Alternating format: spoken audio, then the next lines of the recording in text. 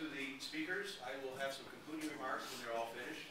First speaker today will be Annie Wacker, who is associated with Milwaukee County Labor Council. Many of you know Annie over the years. She's been a dogged defender of workers' rights and the interests of citizens of this community. So Annie, welcome.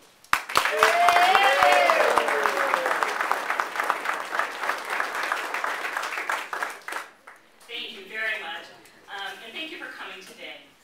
There are two things that I feel very, very strongly about, and they are Milwaukee and public transit.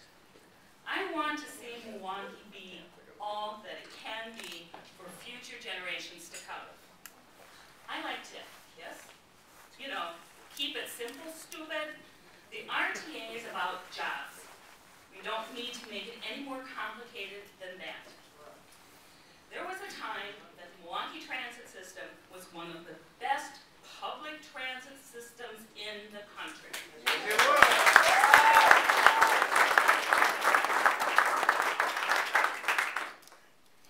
As a wife with a young family with one car, I was able to take a bus to work.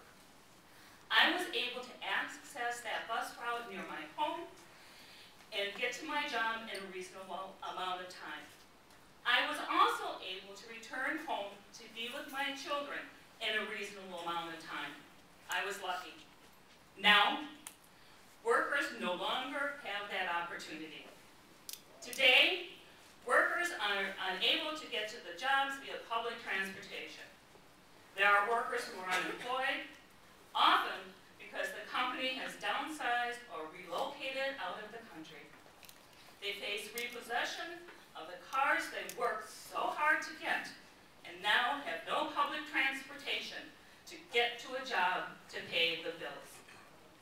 The RTA is about jobs. It's a jobs bill. It's about creating jobs.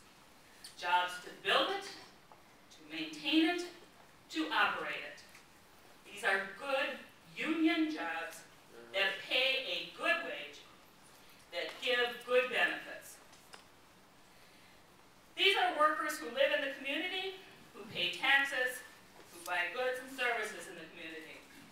These are union jobs that give workers the opportunity to become part of the middle class, to have more disposable income that will help spur our local economy. Right now, there is an unemployment rate of 30% in the building and construction trades. That startling percentage will rise to 50%, I repeat, 50% by the end of the year when the Oak Creek power plant is completed. These are the union jobs that are the backbone of our state's economy.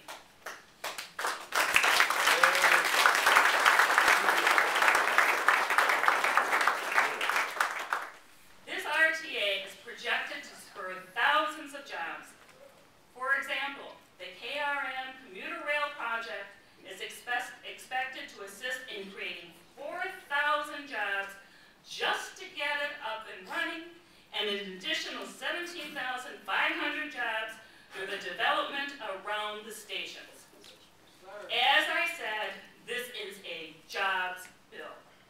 This bill should have bipartisan support. Those without jobs are Republican, Democrat, Independent, Libertarian. They run the gamut of the political spectrum.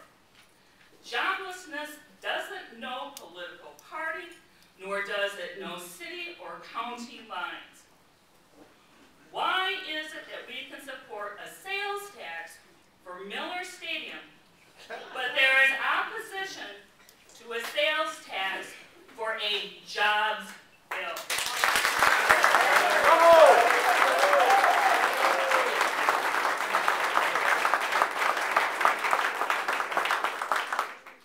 I don't understand how any legislator, Republican or Democrat, can say no to a jobs bill, and how they will explain to the very people who elected them that they voted against a jobs bill, especially in these hard economic times.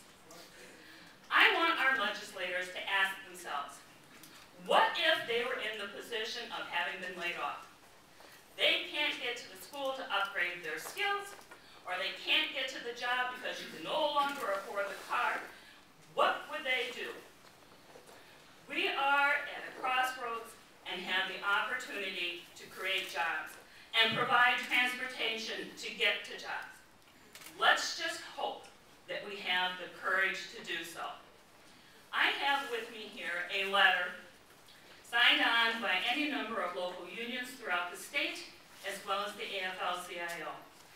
This represents 250,000 individuals and working people throughout the state who understand and know the importance of jobs and the importance of being able to move up in the world. Thank you.